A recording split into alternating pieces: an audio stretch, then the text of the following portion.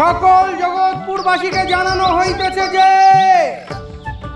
আগামী শনিবার সন্ধ্যা 6 ঘটিকায় মাননীয় উকিল মহাশয় শ্রীযুক্ত ফণীভূষণ মুখুজ্জের তত্ত্বাবধানে জগৎপুর ফুটবল মাঠে আয়োজিত হতে চলেছে বার্ষিক যাত্রাপালা।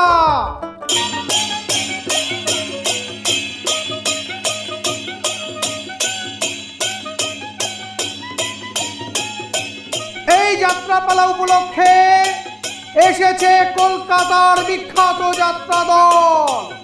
পালার নাম পৃথ্বীরাজের বিজয় যাত্রা। আপনাদের সকলকে সাদর আমন্ত্রণ জানানো হচ্ছে।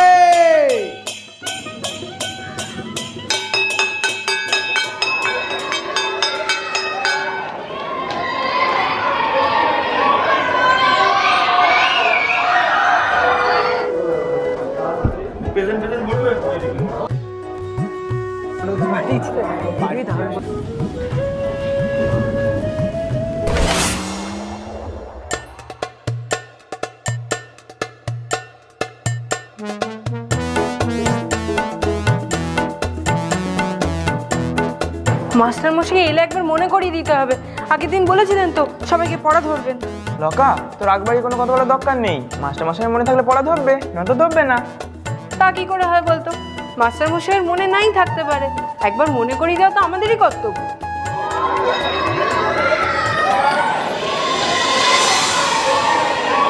এটা কি স্কুল না চড়কের মেলা চলছে? চুপ করে বস সবাই।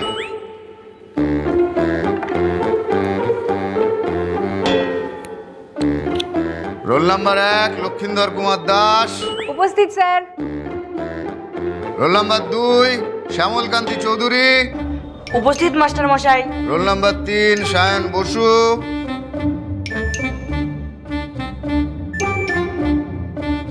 Roll number 18 Manik Chand Mukhujje. মানিক চাঁদ মুখুজ্জে। হ্যাঁ রে হরা, মানকে কোথায়? মানিক, আমি জানি না তো মাস্টার মশাই। জানিস না?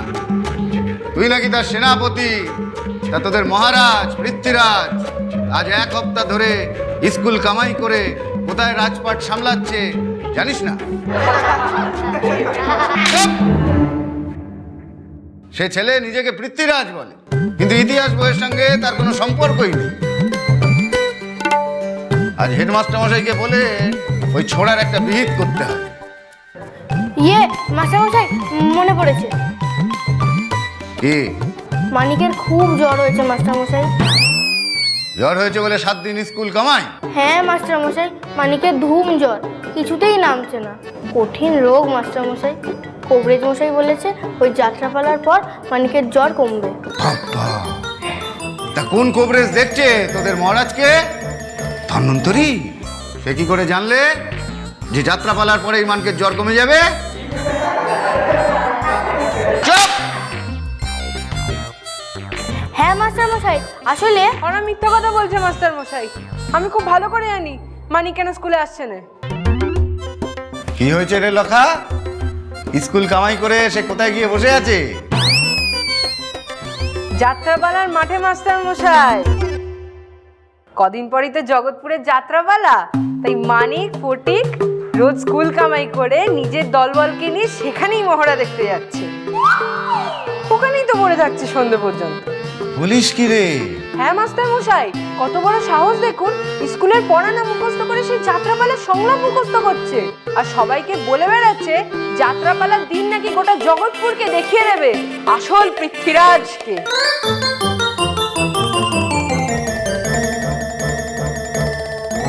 বাজে তুড়ি ভেড়ি যুদ্ধ সাজ, কোথা লুকিয়ে আছো পৃথ্বীরাজ?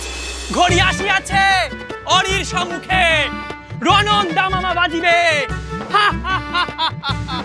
ঘড়ি যুদ্ধে ডাকছে, পৃথ্বীরাজ কোথায়? আমি আমি মহাবীর পৃথ্বীরাজ। পৃথ্বীরাজ দেখে তো আমাকে রুগী বলে মনে হচ্ছে। আমি আমি আমি আরে ছাগলের মতো ম্যামে না করে সংলাপটা বল না। সংলাপ ভুলে গেলাম। তবে আয় তোর মাথা কাটি। পৃথ্বীরাজে হারাবে ঘড়ি এমন স্পর্ধা নাই, সম্মুখে তোর সমন দাঁড়ায়, দেখ ভালো করে চাহি।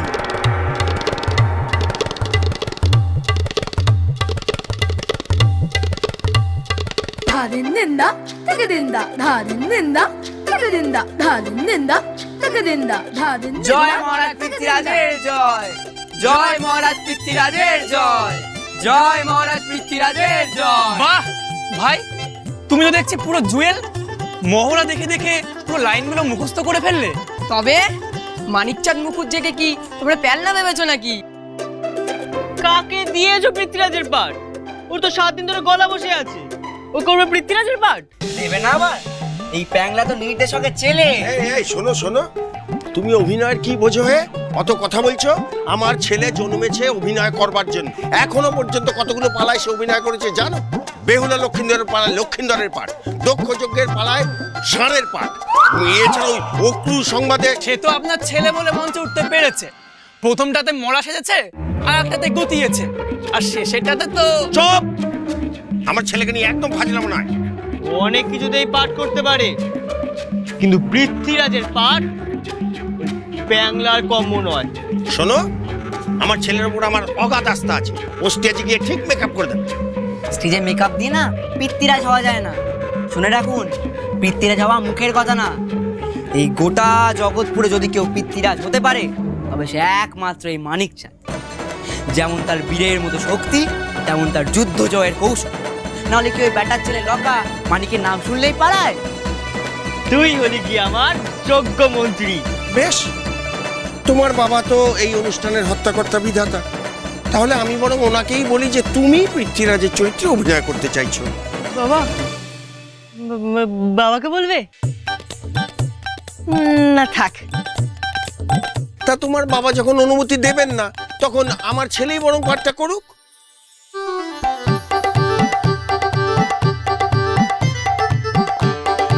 এই পৃথ্বীরাজ জমের মতো এই বুবা তুই একটা লোককেই ভয় পায়। বুঝলে জামাই, এবারে যাত্রাপালার আয়োজনটা না খুব জব্বর করে করতে হবে। হ্যাঁ, ম্যাজিস্ট্রেট সাহেবকে নেমন্তন্নের চিঠি পাঠান। কোথায়? কলকাতায়? না না, ফরাসডাঙ্গা। ওই ফরাসডাঙ্গার জমিদার আছেন না রুদ্রপ্রতাপ রায়চৌধুরী, তার একমাত্র মেয়ের জন্মদিনে ভোজ আছে, তো নেমন্তন্ন রক্ষা করতে ম্যাজিস্ট্রেট সাহেব ওখানে আসবে। দাদা, এই যে আপনি সকাল বিকেল সাহেবদের আদালতে ঘোল খাওয়াচ্ছেন, তাদের হঠাৎ যাত্রাপালা দেখার জন্য নিমন্ত্রণ করছেন যে? কারণ আছে জামাই, কারণ আছে। দেখো জামাই, অনেক তো হলো সাহেবদের গোলাম।